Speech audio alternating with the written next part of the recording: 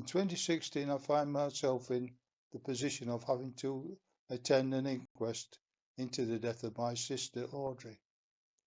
Audrey had been a resident at the Derbyshire County Council run care home for several months, and she sustained severe injuries while she was a resident there, which led to her death.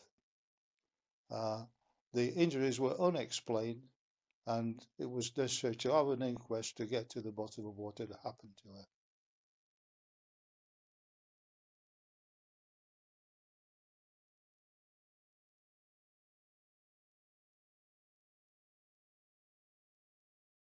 I also came across a site for a charity who assisted people where relatives had died in care settings or healthcare settings or national settings through accidental death, and they assisted me with the inquest, setting me up and reassuring me how to the things I should be doing and advising me right the way through the process.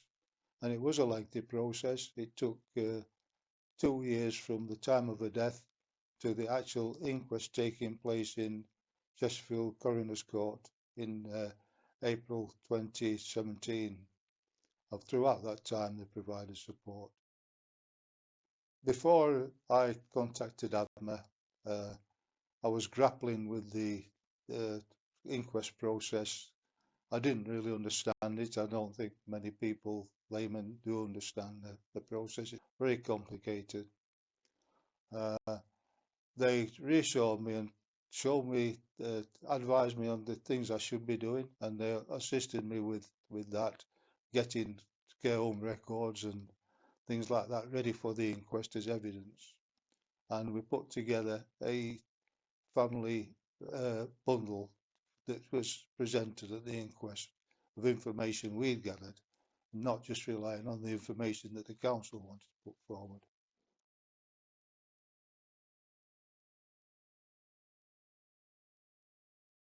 The barrister that they found us was a young chap called Tom Semple, who was from the Plowden Chambers in Leeds.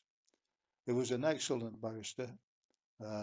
They questioned the council's senior staff for several hours to get to the bottom of what had happened, and it emerged through his questioning that the council had not been doing the legally required falls risk assessments as they should have been doing during that period while Audrey was a resident at the care home.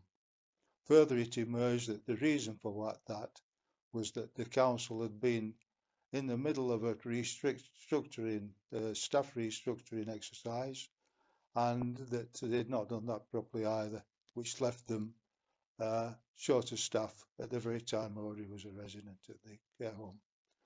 The coroner concluded that Audrey would not have died at the time she did had the risk assessments been completed as they should have been completed by law.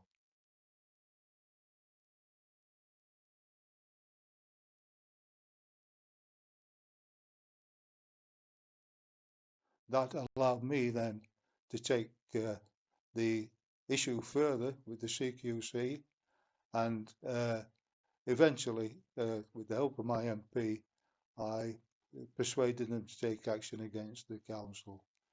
They did do that, and in December 2019, the council were called to Chesterfield Magistrates Court and fined £500,000. Additional to that, the local government officer took the situation seriously and conducted a thorough investigation into the failings at the council and gave them a list of jobs, tasks to complete to make sure that something like this did not happen again.